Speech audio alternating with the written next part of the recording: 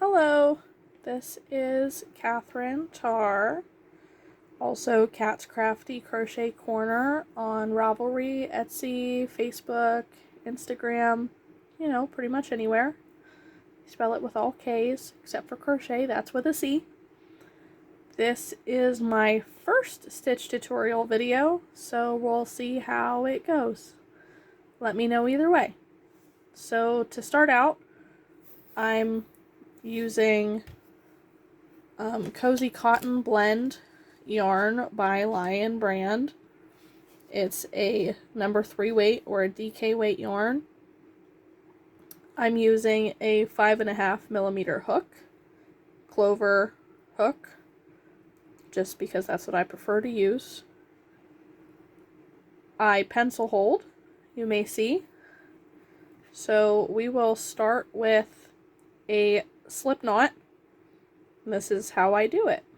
So I grab it, the short end with these two fingers, wrap it around my finger to create an X. And I grab where the X is, pull the loop off of my finger, grab the long strand and push it through that hole. Grab that strand, hold the short strand, and pull tight. So there's the slip knot. We'll move on from there straight into a chain stitch. So you'll see how I switched the yarn up. I have the working yarn in my left hand. I keep a hold of the short strand in my right hand because I'm right-handed, with just between my fingers loosely, and of course my hook in the loop. I pull the knot kind of tight, and then this is how I keep tension, is I wrap the yarn a little bit around my index finger of my left hand and just let the yarn kind of slide through. And then sometimes I'll hold the short strand like this just to give a little bit of extra in the beginning. So I yarn under for all of my stitches. So, well, that may not matter yet. Hang on. So you grab the yarn with your hook, pull it through that loop. There's your chain 1. And then you wrap your yarn, pull it through the loop. There's chain 2. Wrap your yarn, pull it through the loop. There's chain 3. And I'm just going to chain to 20. So 4, 5, 6, 7, 8, 9, 10, 11, 12, 13, 14, 15, 16, 17, 18, 19, 20. So there is your beginning chain. Easy peasy. We have a chain 20. So from here, we're just going to move on straight to a single crochet. So you grab your hook, and this is the way that your chain lays when you're working it. So we're going to turn and work along this chain. So if you look closely, I'll try to bring it up to you. There are these, it looks like a little V.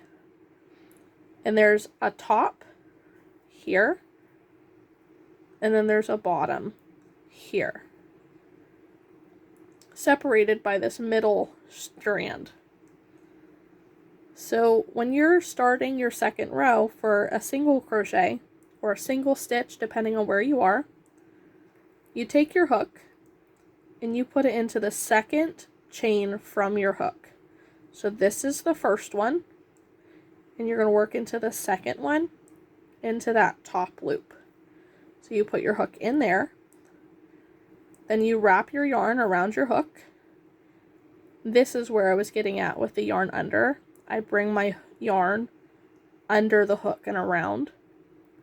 It creates a tighter stitch usually, and makes my tension a lot tighter than most other people's. But that's not really important right now. So you yarn over and pull that yarn through the loop, and then you yarn over and pull through both loops on the hook. So then you do that again. You insert your hook into the next chain loop, you wrap your yarn, you pull it through, wrap the yarn again, and pull through 2.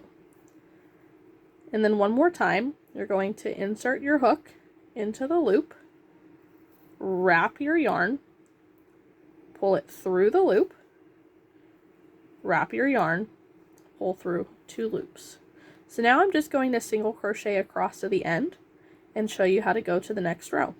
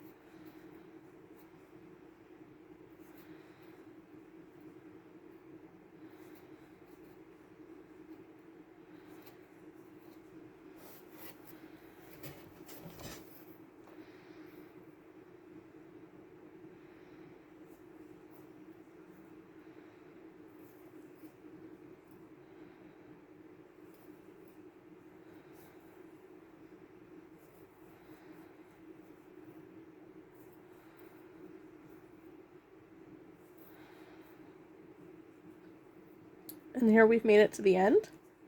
Now since we chained 20 and we skipped the first chain to single crochet into the second chain from the hook, you will end up with 19 single crochet. I'm going to put this down so it's nice and flat, and that way we can count them. I'm going to put this finger on that chain 1 at the very end.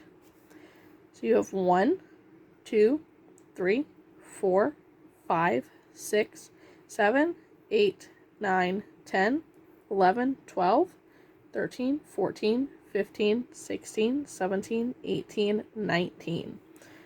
You should be able to identify them by looking. Each one has a distinctive V shape to it.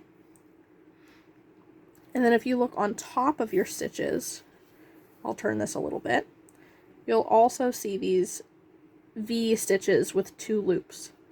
The front loop is your front loop of the stitch, and the back is the back loop of the stitch.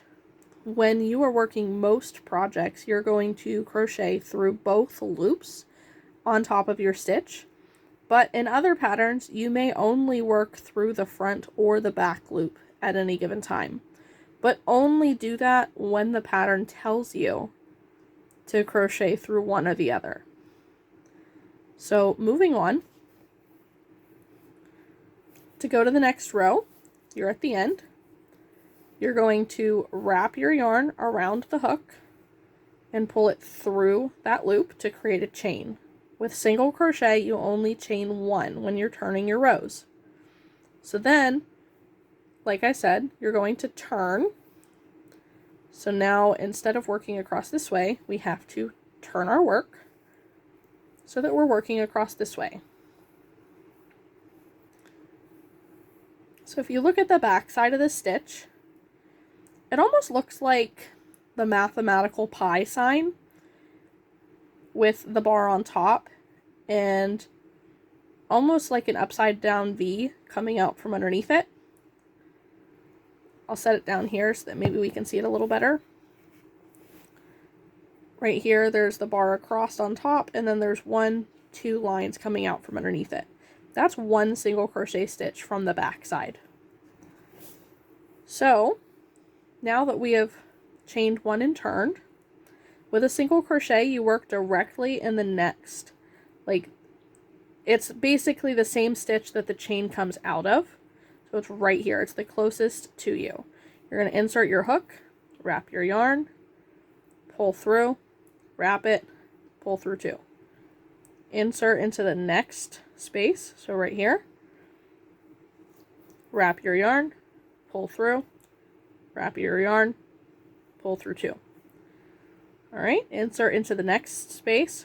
So right here, wrap your yarn, pull through, wrap your yarn, pull through 2. And we are going to continue across to the end.